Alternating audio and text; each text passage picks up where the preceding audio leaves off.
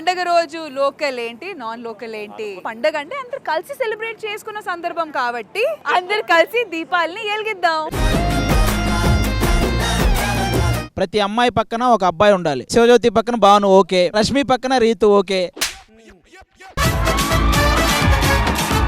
అందమైన దీపాల పండగ స్టార్ట్ అయింది కాబట్టి అందమైన దీపాలు 1,00,000 దీపాలు వెలిగించబోతున్నాం మేము. సో ఒక్కరొక్కరు ఇంకా అగిపెట్టి తీసుకొని కానివ్వండి పనులకు ఎక్కండి.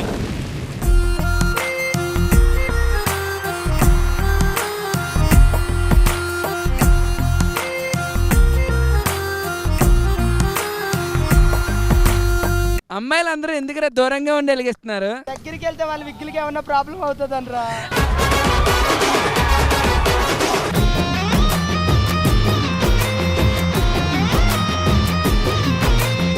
ఈటీవీ ప్రేక్షకులందరికీ హ్యాపీ దివాళీ.